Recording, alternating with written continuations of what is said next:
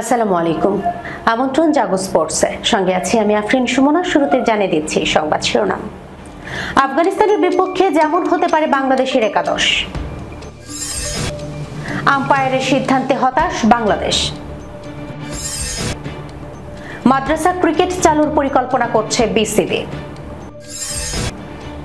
Asia কাপে ব্যর্থতার পর পাকিস্তান দলে বড় কি পরিবর্তন আসছে?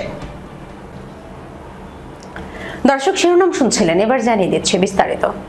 দীর্ঘদিন পর টি-20 ফরম্যাটের বাইরে খেলতে নামছে বাংলাদেশ ক্রিকেট দল। আফগানিস্তানের বিপক্ষে 3 ম্যাচ ওয়ানডেতে সিরিজ শুরু হচ্ছে আজ। 2027 বিশ্বকাপে সরাসরি খেলতে র্যাঙ্কিংয়ে উন্নতির বিকল্প নেই। এই ম্যাচ দিয়ে ওয়ানডেতে সাইফ হাসানের অভিষেক অনেকটাই নিশ্চিত। উইকেট কিপিং করবেন নুরুল হাসান সোহান। এদিকে ঘুরে দাঁড়াতে মরিয়া আফগান অধিনায়ক হাশমতুল্লাহ শাহিদি। আবুধাবিতে ম্যাচ শুরু সন্ধ্যা 6টায়। টাইগার শিবিরে স্বস্তির বাতাস। টানা জয়ে পাল্টে দিয়েছে ড্রেসিং রুমের পরিবেশ।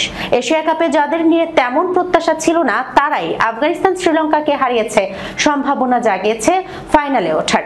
এরপর টি-20 সিরিজে আফগানিস্তানদের করেছে হোয়াইট ওয়াশ। তবে এবার পরীক্ষা ওয়ানডে সিরিজে। দীর্ঘদিন পর টি-20 ক্রিকেট থেকে বের হচ্ছে বাংলাদেশ। গেল 3 মাস কেবল এই ফরম্যাটে খেলেছে ফিল সিমন্সের শিষ্যরা। টানা 17টা টি-20 ম্যাচের পর 50 ওভার গেম খেলতে নামার আগে মাইন্ডসেট অ্যাপ্রোচেও আনতে হচ্ছে পরিবর্তন। ওয়ানডে সিরিজের প্রথম ম্যাচে বাংলাদেশের হয়ে সাইফ হাসানের অভিষেক হওয়াটা প্রায়ই নিশ্চিত। এশিয়া কাপে আলো ছড়ানো সাইফ এবার প্রথমবার ডাক পেয়েছেন ওয়ানডে স্কোয়াডে। সব ঠিক থাকলে তানজিদ হাসান তামিমের সঙ্গে ওপেনিংয়ে জুটি বাঁধতে যাচ্ছেন সাইফ। এদিকে ফিট থাকলে একাদশে দেখা যেতে পারে তাওহিদ হৃদয়কে। কিপার হিসেবে সংবাদ সম্মেলনে নুরুল হাসান সোহানকে এগিয়ে রাখার ঘোষণা দিয়ে রেখেছেন বাংলাদেশের অধিনায়ক মেহেদী হাসান মিরাজ। ফলে একাদশে জাকের আলী অনিকের জায়গায় সোহানকে দেখা যেতেও পারে। 7 নম্বরে শামীম হোসেন পাটোয়ারির খেলা প্রায় নিশ্চিত। বোলিং ইউনিটে 3 পেসারের সঙ্গে 1 স্পিনারের খেলাও প্রায় নিশ্চিত। স্পিনে তানভীর ইসলাম এবং রিশাদ হোসেনের মধ্যে একজনকে খেলানো হবে। 3 পেসার তাসকিন আহমেদ, মুস্তাফিজুর রহমান এবং তানজিম হাসান সাকিবের খেলাও প্রায় নিশ্চিত।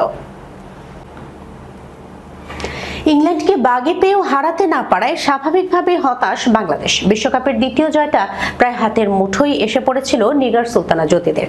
তবে আম্পায়ারের একাধিক ভুল সিদ্ধান্তে কপাল পড়ে বাংলাদেশ নারী দলের। ভারতের গুয়াহাটিতে বিশ্বকাপে নিজেদের দ্বিতীয় ম্যাচে গতকাল ইংল্যান্ডের বিপক্ষে 4 উইকেটে হেরেছে বাংলাদেশ। শুরুতে ব্যাটিংয়ে নেমে 179 রানের লক্ষ্য দেওয়ার পরও দুর্দান্ত বোলিংয়ে জয়ের ঘ্রাণ পেতে শুরু করেছিল জ্যোতিরা। 103 রানে ইংলিশদের 6 উইকেট তুলে নিয়ে জয়ের পথেই এগোচ্ছিল বাংলাদেশ। কিন্তু 3 নম্বরে নামা নাইটের 111 বলে 79 রানের ইনিংসই শেষ পর্যন্ত বাংলাদেশের পথের কাটা হয়ে যায়। দুবার জীবন পেয়ে দলকে জিতিয়েই মাঠ ছাড়েন ইংলিশ ব্যাটার, অথচ গোল্ডেন ডাক মেরে ফিরতে পারতেন নাইট। মারুফার দ্বিতীয় ওভারে উইকেটের পেছনে ক্যাচ দেন নাইট। উইকেট কিপার নিগার সুলতানার ক্যাচে মাঠের আম্পায়ার আউটের সিদ্ধান্তও দেন, কিন্তু যথেষ্ট প্রমাণ না পাওয়ায় তৃতীয় আম্পায়ার ভারতের গায়ত্রী ভেনুগোপালান সেই সিদ্ধান্ত বাতিল করে দিলে বেঁচে যান নাইট। এরপর 13 রানে আবার জীবন পান নাইট। তার ক্যাচে মুঠোবন্দি করেন স্বর্ণা আক্তার।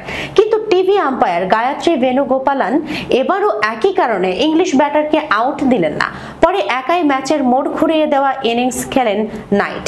ম্যাচ শেষে সংবাদ সম্মেলনে আম্পায়ারের সিদ্ধান্তে হতাশা প্রকাশ করেন ম্যাচের মাত্র 16 রান দিয়ে 3 উইকেট নেওয়া ফাহিমা খাতুন। এটা খুবই দুঃখজনক। আমরা খুবই নিশ্চিত ছিলাম ওটা আউট ছিল।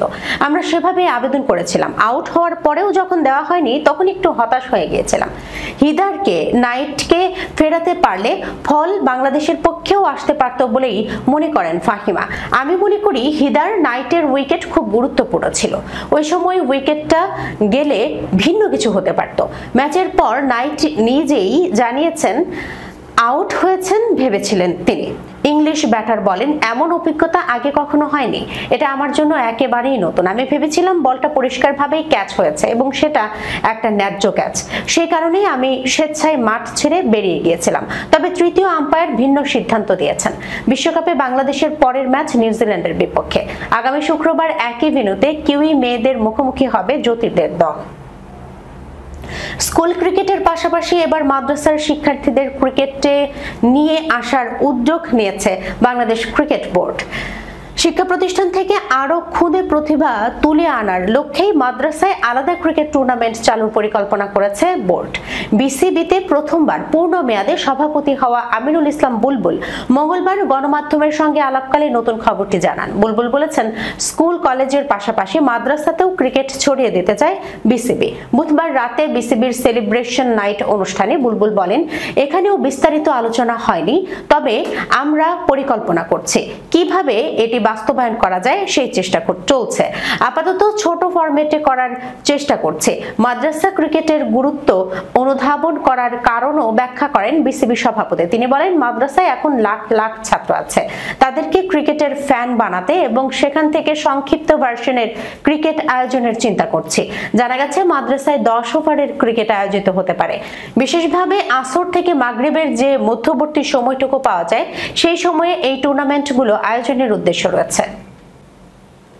এশিয়া কাপে ফাইনাল খেললেও প্রত্যাশা পূরণ করতে পারেনি পাকিস্তান। টুর্নামেন্টের প্রায় প্রতিটি ম্যাচেই ব্যাটিংয়ে ব্যর্থ হয়েছে দলটি। ফাইনালে ভারতের বিপক্ষে তো শেষ 9 উইকেট হারিয়েছে মাত্র 33 রান। বাংলাদেশকে হারিয়ে ফাইনালে ওঠার ম্যাচেও 20 ওভার তুলতে পেরেছিল 8 উইকেটে 135 রান। এমন হতাশাজনক পারফরম্যান্সের পর স্বাভাবিকভাবেই প্রশ্ন উঠছে, দলে কি বড় ধরনের পরিবর্তন আসছে? চলতি মাসের শেষ দিকে ঘরের মাঠে দক্ষিণ আফ্রিকার বিপক্ষে টি-20 সিরিজে পাকিস্তান দলে কেমন রদবদল দেখা যেতে পারে? পাকিস্তানের সংবাদ মাধ্যম সামা টিভির খবর, দক্ষিণ আফ্রিকার বিপক্ষে আসন্ন ওয়ানডে ও টি-20 সিরিজের দল চূড়ান্ত করতে ইতিমধ্যেই বৈঠকে বসেছে নির্বাচক কমিটি, প্রধান কোচ ও অধিনায়ক। সূত্র জানিয়েছে, তারা একসঙ্গে বসে খেলোয়াড়দের পারফরম্যান্স পর্যালোচনা করেছেন এবং পরবর্তী সিরিজের কৌশল নিয়ে আলোচনা করেছেন। টি-20 ও ওয়ানডে দুই দল নিয়েই আলাপ হয়েছে। এশিয়া কাপে ধরা পড়া দুর্বলতা কাটিয়ে ওঠা এবং দলের ভারসাম্য ঠিক করার দিকেই বেশি মনোযোগ দিয়েছেন নির্বাচকেরা। চলতি বছরে পাকিস্তানের টি-20 দলে দেখা যায়নি বাবর আজমকে। এশিয়া কাপেও ছিলেন না সাবেক এই অধিনায়ক, তবে তার অনুপস্থিতিতে পাকিস্তানের দলে দেখা গেছে স্পষ্ট শূন্যতা। সামা টিভির খবর, টি-20 দলে ফিরতে পারবেন বাবর, তবে তাকে ফেরানো নিয়ে নির্বাচক কমিটির ভেতরে মতভেদ আছে। কেউ কেউ মনে করছেন এত দ্রুত তাকে ফিরিয়ে আনা ঠিক হবে না। বিষয়টি এখনো চূড়ান্ত হয়নি। কতটা পরিবর্তন আসতে পারে সামা টিভির সূত্র বলছে, দক্ষিণ আফ্রিকার বিপক্ষে টি-20 দলে 3 থেকে 4টে পরিবর্তন হতে পারে। এসব পরিবর্তন হবে খেলোয়াড়দের সাম্প্রতিক ফর্ম ও দীর্ঘমেয়াদী পরিকল্পনা মাথায় রেখে। নির্বাচকেরা চান অভিজ্ঞতা আর নতুনদের মিশেলে এমন একটি ভারসাম্যপূর্ণ দল গঠন করতে যারা ঘরের মাঠে ধারাবাহিক পারফর্ম করতে পারবেন। এশিয়া কাপে হতাশ করেছেন পাকিস্তান অধিনায়ক সালমান আগা। টুর্নামেন্টে 7 ইনিংস ব্যাটিং করে সালমানের সর্বোচ্চ রানের ইনিংস ছিল 20 রানের, সেটিও এসেছিল আরব আমিরাতের বিপক্ষে। অধিনায়ক হিসেবে তার নেওয়া সিদ্ধান্ত নিয়েও সমালোচনা হয়েছে। সামা টিভি তাদের প্রতিবেদনে লিখেছে, বৈঠকে টি-20 অধিনায়ক সালমান আলী আগার পারফরম্যান্সও খতিয়ে দেখা হচ্ছে। টি-20 দলে নেতৃত্বে পরিবর্তন বা কৌশলগত সমন্বয় আনার বিষয়টি বিবেচনা করছে টিম ম্যানেজমেন্ট। টি-20-র পাশাপাশি ওয়ানডে দলেও আসতে পারে কিছু পরিবর্তন। নির্বাচকেরা সামগ্রিকভাবে পাকিস্তানের সীমিত ওভারের দুই দলকেই নতুনভাবে গড়ে তুলতে চান। জানা গেছে, দক্ষিণ আফ্রিকার বিপক্ষে টেস্ট সিরিজ শেষে ওয়ানডে ও টি-20 দুই ফরম্যাটেরই চূড়ান্ত দল ঘোষণা করা হবে। পিসিবি এখন এমন একটি দল গঠনের দিকে মনোযোগ দিচ্ছে যেখানে অভিজ্ঞ ক্রিকেটারদের পাশাপাশি তরুণ প্রতিভারাও গুরুত্বপূর্ণ ভূমিকা রাখবেন। বাবর আজমের সম্ভাব্য প্রত্যাবর্তন আর সালমানের নেতৃত্ব নিয়ে আলোচনা, সব মিলিয়ে দক্ষিণ আফ্রিকার বিপক্ষে সিরিজটি হতে পারে পাকিস্তানের সীমিত ওভারের ক্রিকেটে এক নতুন সূচনার ইঙ্গিত। দক্ষিণ আফ্রিকার বিপক্ষে সিরিজে 2টি টেস্টের পর 3টি করে টি-20 ও ওয়ানডে খেলবে পাকিস্তান। দর্শক, এই ছিল এখনকার মতো জাগো স্পোর্টসে যাবার আগে সংবাদ শিরোনামগুলো জানিয়ে দিচ্ছি আরো একবার। আফগানিস্তানের বিপক্ষে যেমন হতে পারে বাংলাদেশের একাদশ। আম্পায়ারের সিদ্ধান্তে হতাশ বাংলাদেশ। মাদ্রাসা ক্রিকেট চালুর পরিকল্পনা করছে বিসিবি। এশিয়া কাপে ব্যর্থতার পর পাকিস্তান দলে বড় কি পরিবর্তন আসছে। এখনকার মতো এই পর্যন্ত। এতক্ষণ পর্যন্ত যারা সঙ্গে ছিলেন সবাইকে অসংখ্য ধন্যবাদ। আল্লাহ হাফেজ।